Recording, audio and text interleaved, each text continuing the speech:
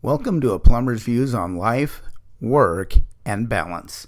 My name is Rudy Uribe Jr., and I'm the Director of Talent Acquisition and Self-Help Trainer for Rooter Hero Plumbing. All of my podcasts are less than 5 minutes and hopefully bring home a point that can help you improve your life.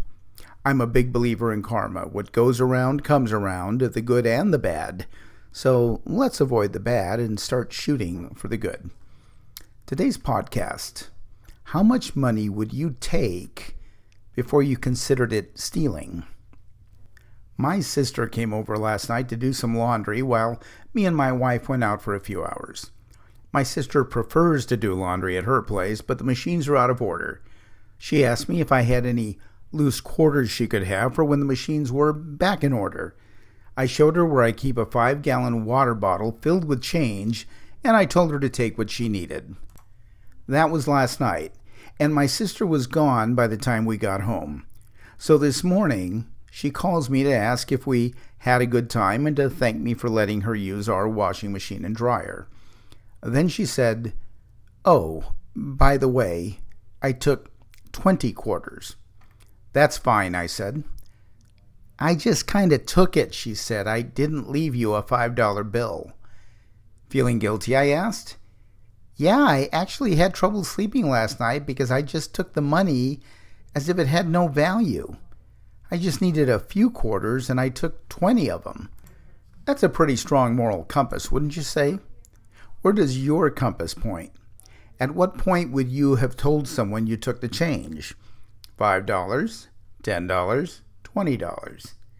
As plumbers, we are in people's homes every day. Do we treat their homes like castles? Ron Garcia, one of our top managers and sales trainers, equates everything back to the king and queen of the castle. The king or queen is our customer. Let's say you find a quarter in the king's backyard and place it in your pocket. Do you keep it, or do you give it to the king when you see him? "You keep it? Off with your head," Ron would say. "But it's only a quarter," you protest.